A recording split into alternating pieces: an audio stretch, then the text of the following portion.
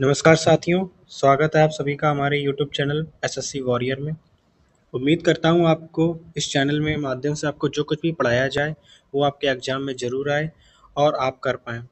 और आपको पता ही होगा कि एमटीएस के एग्ज़ाम चल रहे हैं, इसी को ध्यान में रखते हुए ये जीएस की क्लास आपके लिए बनाई गई है। तो उम्मीद करता हूँ आपके प्रश्न अच्छे से बनेंगे, आपने तैयारी अच्छी की होगी। चलिए शुरू करते हैं अपनी क्लास। इस क्लास में आपको 20 क्वेश्चन दिए गए हैं। अगर आपको कोई भी सुझाव देना हो कमेंट बॉक्स में आप दे सकते हैं कि कुछ नंबर ऑफ क्वेश्चन की संख्या बढ़ाई जाए या कौन से टॉपिक कराए जाएँ, तो आप अपना सुझाव दे सकते हैं। ठीक है? चलिए स्टार्ट करते हैं। पहला प्रश्न, भारतीय संविधान का कौन-सा अनुच्छेद राज्यसभा की संरचना से संबंधित है? तो आपने एक टेक तो सुनी होगी सरला के नाम से। इसमें साफ और संसद जो कि आर्टिकल 79 से, आर फॉर राज्यसभा जो कि आर्टिकल 80 और लोकसभा जो कि आर्टिकल 81। तो आपसे पूछा गया है राज्यसभा, तो होगा आर्टिकल 80। चलिए नेक्स्ट प्रश्न पर चलते हैं। भारत का सर्वोच्च न्यायालय कब अस्तित्व में आया? जो भारत का सुप्रीम कोर्ट है वो कब अस्तित्व में आया? तो ये आया था 26 जनवरी 1950 को। साथियों ये सारे प्रश्न प्रीवियस ईयर से संबंधित हैं। आपको इसमें बहुत एमटीएस के एग्जाम में आपको बहुत ज़्यादा हेल्प होगी। तो चलिए अपने नेक्स्ट प्रश्न पर चलते हैं। लोक लेखा समिति जो पब्लिक अकाउंट कमेटी होती है उसका कार्यकाल कितने वर्ष के लिए होता है? इसका कार्यकाल होता है 1 वर्ष का। चलिए अगले प्रश्न पर चलते हैं। संसद के समक्ष बजट विवरण प्रस्तुत करने की संवैधानिक आवश्यकता भारत के संविधान के अनुच्छेद में दी गई है। जो बजट्स, पहले तो ये बात है कि जो बजट शब्द है ये हमारे संविधान में नहीं है। इसकी जगह पर वार्षिक वित्तीय विवरण शब्द दिया गया है, एनुअल फाइनेंशियल स्टेटमेंट, जो कि आर्टिकल नंबर 112 में है। जो कि आर्टिकल नंबर 112 में और आर्टिकल नंबर 123 में इसमें प्रेसिडेंट का अध्यादेश है। इसमें राष्ट्रपति का अध्यादेश दिया गया है। तो चलिए अपने नेक्स्ट प्रश्न पर चलते हैं। स्वतंत्र भारत की लोकसभा का प्रथम सत्र कब हुआ था? जो पहली लोकसभा हुई थी उसका सत्र कब था? इसका सत्र था 13 मई 1952 को भारत की लोकसभा का प्रथम सत्र हुआ था। चलिए अगले प्रश्न पर चलते हैं। संविधान द्वारा निम्नलिखित में से किन के लिए लोकसभा और विधानसभा में सीटों के आरक्षण का प्रावधान दिया गया है? मतलब वही है कि लोकसभा और राज्यसभा में किसके लिए आरक्षण दिया गया सीटों के लिए? तो आपको पता ही होगा, ये तो एससी और एसटी के लिए दिया गया है। तो ऑप्शन नंबर सी हो जाएगा, अनुसूचित जनजातियों के लिए। चलिए अगले प्रश्न पर चलते हैं। निम्न में से किस भाषा को संविधान की 8वीं अनुसूची में शामिल नहीं किया गया है? हाँ यही दोस्तों, आप गौर से सवाल पढ़िएगा, नहीं किया गया, नहीं शब्द दिया गया है यहाँ पर। तो भोजपुरी, नेपाली, सिंधी, संथाली, ये तो सभी देंगे, भोजपुरी नहीं है हमारे। तो आपको पता ही होगा कि जो 21वां संविधान संशोधन हुआ था इसमें सिंधी जोड़ी गई थी, और जो 71वां संविधान संशोधन 1992 हुआ था इसमें नेपाली, मणिपुरी और कोंकणी जोड़ी गई थी।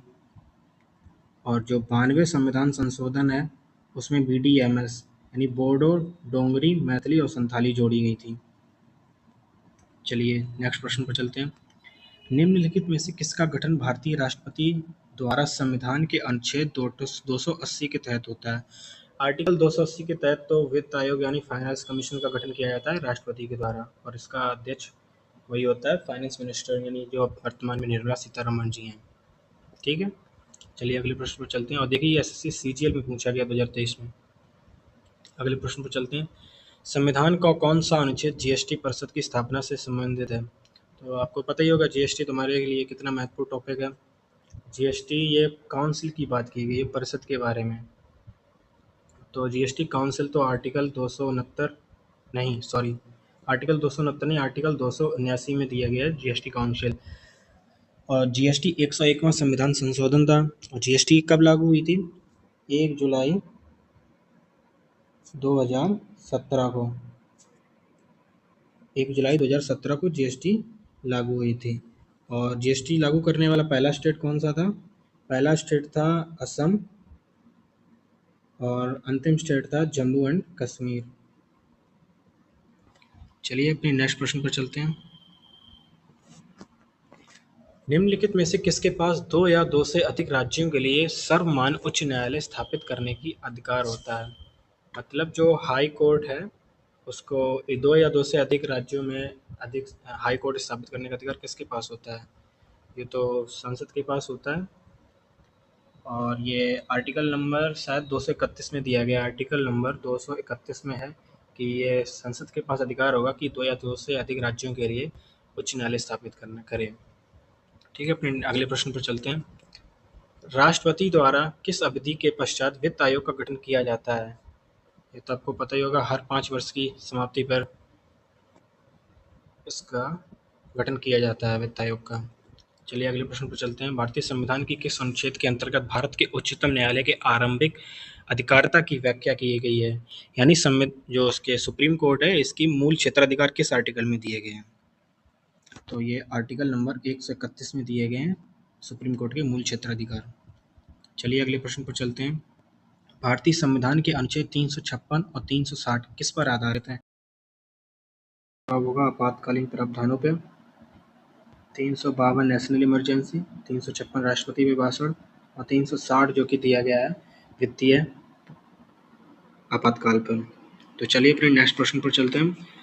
राज्य में संवैधानिक आपातकाल लगाने की अनुशंसा करने की शक्ति किसके पास होती है? गौर कीजिएगा, राज्य में किया गया, सेंटर में यानी पूरे नेशनल पे नहीं, सिर्फ राज्य में पूछा गया है, यानी 356 वाला।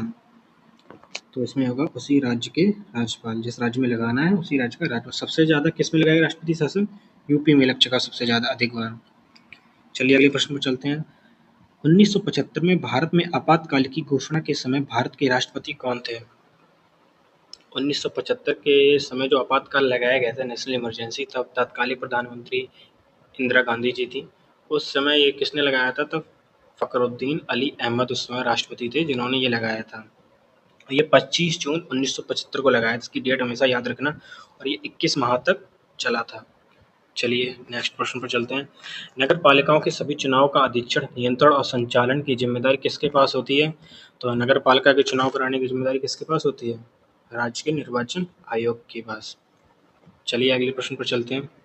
भारतीय संविधान में किस संशोधन द्वारा प्रस्तावना में समाजवादी शब्द को सम्मिलित किया गया है? तो ये जब समाजवादी शब्द यानी 3 शब्द तब जोड़े गए थे 42वें संविधान संशोधन में, जिसे मिनी कॉन्स्टिट्यूशन कहते हैं। इसमें 3 शब्द जोड़े गए थे, सामाजिक, समाजवादी और धर्मनिरपेक्ष और अखंडता। ये 3 शब्द जोड़े गए थे 42वें संविधान संशोधन में। चलिए अगले प्रश्न पर चलते हैं। भारत में मतदान की आयु कब घटाकर, यानी 21 से घटाकर कब 18 की गई? पहले 21 साल थी, अब 18 वर्ष कर दी। कब की थी? तो ये की गई थी 1989 में। चलिए अगले प्रश्न पर चलते हैं। निम्नलिखित में से किस संविधान संशोधन अधिनियम ने भारत में संविधान की शिक्षा के अधिकार को जोड़ा था? तो इसके लिए 86 अमेंडमेंट एक्ट 2011 में हुआ था ये, जिसके तहत शिक्षा के अधिकार को जोड़ा गया था। चलिए अपने अगले प्रश्न पर चलते हैं। तो अगला प्रश्न आपके सबके लिए होमवर्क प्रश्न है। इस प्रश्न का उत्तर आप सभी लोग अपने कमेंट बॉक्स में दीजिएगा कि भारत के योजना आयोग को नीति आयोग द्वारा कब प्रतिस्थापित किया गया था?